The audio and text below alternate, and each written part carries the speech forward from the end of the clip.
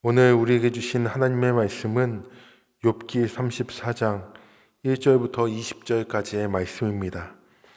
엘리후가 말하여 이르되 지혜 있는 자들아 내 말을 들으며 지식 있는 자들아 내게 귀를 기울이라.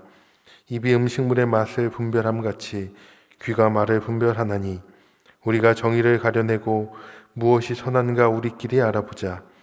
욥이 말하기를 내가 의로우나 하나님이 내 의를 부인하셨고 내가 정당함에도 거짓말쟁이라 하였고 나는 허물이 없으나 화살로 상처를 입었노라 하니 어떤 사람이 욥과 같으랴. 욥이 비방하기를 물 마시듯 하며 악한 일을 하는 자들과 한패가 되어 악인과 함께 다니면서 이르기를 사람이 하나님을 기뻐하나 무익하다 하는구나. 그러므로 너희 총명한 자들아 내 말을 들으라. 하나님은 악을 행하지 아니하시며 전능자는 결코 불의를 행하지 아니하시고 사람의 행위를 따라 갚으사 각각 그의 행위대로 받게 하시나니 진실로 하나님은 악을 행하지 아니하시며 전능자는 공의를 굽히지 아니하시느니라. 누가 땅을 그에게 맡겼느냐? 누가 온 세상을 그에게 맡겼느냐?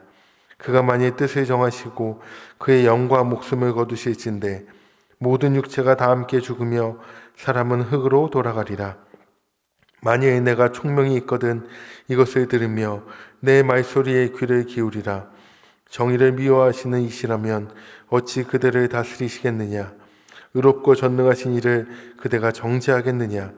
그는 왕에게라도 무용지물이라 하시며 지도자들에게라도 악하다 하시며 고관을 외모로 대하지 아니하시며 가난한 자들 앞에서 부자의 낯을 세워주지 아니하시나니 이는 그들이 다 그의 손으로 지으신 바가 됨이라.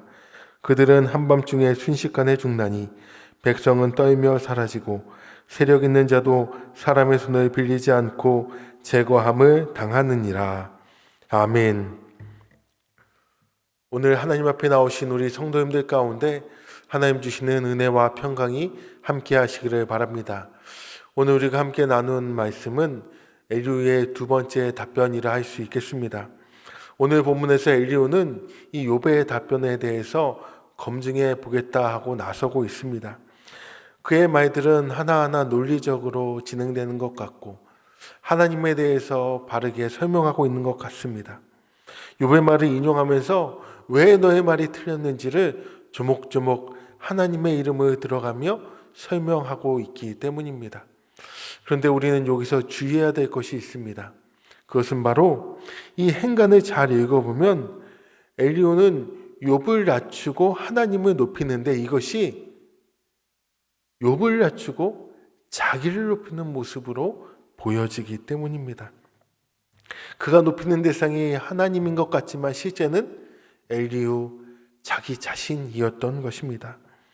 그는 하나님이 죄 없는 자를 심판하신다는 이 욥의 주장에 대해 반기를 들었습니다. 엘리후는 자신의 지혜를 들으라고 계속해서 반복해서 말하고 있습니다. 이는 자신이 나이가 적기 때문에 연장자들이 내 말을 들어주지 않는다 라면서 자격지심에서 나오는 반복되는 표현인 것이죠. 그는 먼저 오늘 1절 2절에 보니 지혜 있는 자, 지식 있는 자를 소환하고 있습니다. 그들에게 욥의 발언을 검증해 보자라고 제안합니다. 그는 많은 사람들 앞에서 이 욥의 말에 대해서 반박하고 하나님을 적극적으로 변호하면서 자기를 슬며시 높이고 있습니다. 엘리후는 정의와 선을 귀로 분별할 수 있다라고 말합니다. 듣는 것을 통해 정의와 선을 분별할 수 있다라는 것이죠. 그러면서 욥의 말은 정의롭지도 않고 선하지도 않다고 결론을 내려버렸습니다. 엘리후는 정의와 선을 판별하는 기준을 한 가지만 제시했습니다. 그것으로 정의와 선을 판결할 수가 있을까요? 누군가에 대해 평가하려면 그의 말뿐만이 아닌 삶에 대해서도 같이 봐야 하지 않겠습니까? 우리가 판단하는 이 선악의 기준이 우리 스스로 생각하기에도 얼마나 빈약한지를 깨달으시기를 바랍니다. 성경은 빌립보서 2장 3절에 오직 겸손한 마음으로 자기보다 남을 낮게 여기라 라고 말합니다. 남을 낮추라는 게 아니라 나보다 낫다라고 여겨주라라는 거예요. 남을 낮게 여기지 않으면 하나님을 변호한다는 명목으로 자기 자신을 높일 교만에 빠질 위험이 있기 때문입니다. 엘리후는 이 욥을 낮추기 위해 무리한 주장까지 펼치고 있는데요. 7절에서 9절 말씀 보면 이 욥이 비방하기를 물 마시듯 하며 악인들과 한패가 되어 다니면서 하나님을 기뻐하는 삶이 무익하다라고 말했다고 합니다.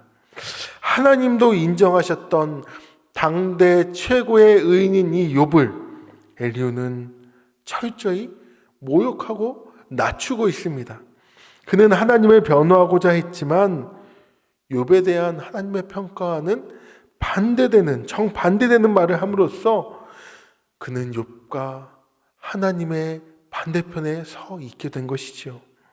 그가 욥의 의로운 삶을 조금이라도 인정하고 발언했다면 이렇게까지 무리하지는 않았을 텐데 말입니다.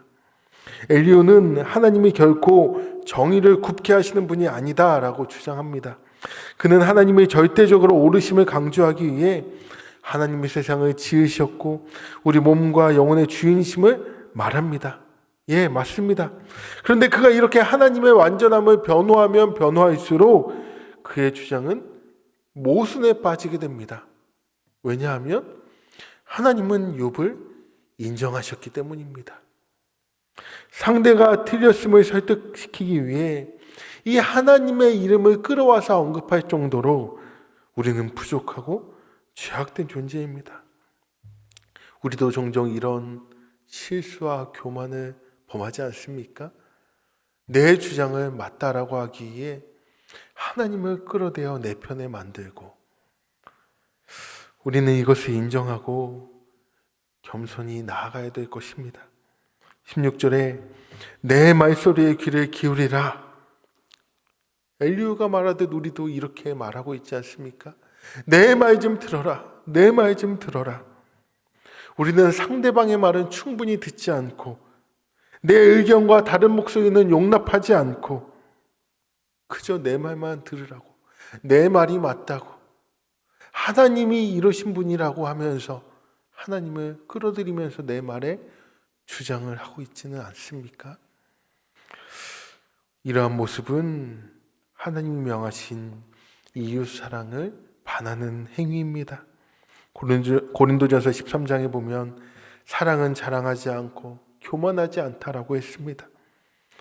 내 말만 들으라고 강요하지 마시고 우리가 그 사람의 말을 들어줍시다.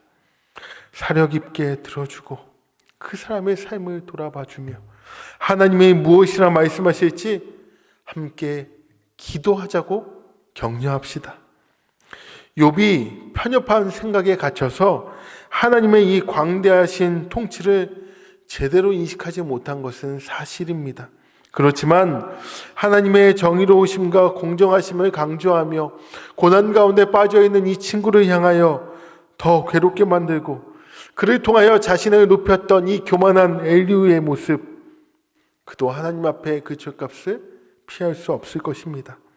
하나님을 높이는 의도가 선하지 않다면, 즉 자기 자신이 얼마나 경건하고 지혜롭고 그것을 자랑하기 위해 하나님의 이름을 함부로 입에 올린다면 하나님은 반드시 그 책임을 물으실 것입니다. 사랑하는 성도 여러분, 우리의 말이 정말로 하나님을 높이는 것인지 나를 높이는 것인지 한번 진실되이 돌아봅시다. 분별합시다. 우리가 겸손한 언행으로 하나님을 높인다면 하나님께서는 그 영광을 받으실 것입니다.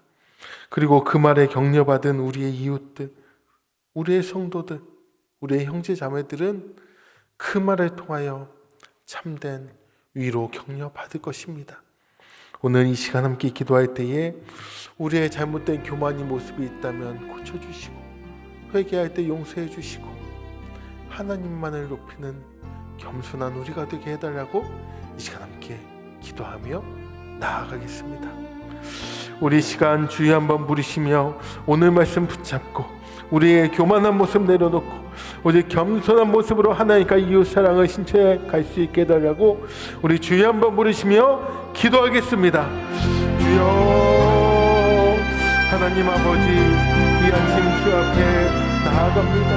하나님, 이 말씀을 통하여 나를 비춰볼 때에 내가 얼마나 교만한 사람이었는지, 내가 얼마나 자만하고 하나님의 이름을 하나님 영광스럽지 못하게 썼었는지를 돌아보게 됩니다. 엘리후처럼 하나님을 높인다고 하면서 은근슬쩍 나 자신을 높였던 내 모습을 회개하오니 용서하여 주옵소서. 우리 유분에 있는 많은 고난 중에, 고통 중에 있는 성도들, 이웃들, 형제 자매들을 위하여서 우리가 기도할 때에 그대의 말을 더 많이 들어주고 하나님께서 어떻게 우리의 삶 가운데 역사하실지 않고 기도하며 격려하며 나아가는 겸손한 모습으로 나아가게 하여 주옵소서. 오 아버지 하나님, 진정으로 하나님의 영광 올려드립니다. 이웃을 사랑하는 우리가 되어지게 하여 주시옵소서. 우리의 모습을 통하여 상처받았던 이웃들이 있다면 오 주님, 찾아가 용서를 해주시고 그들이 회복되어지게 하여 주시며 그들의 하나님의 위로와 격려로 그들이 온전히 멈춰서게 하여 주시옵소서.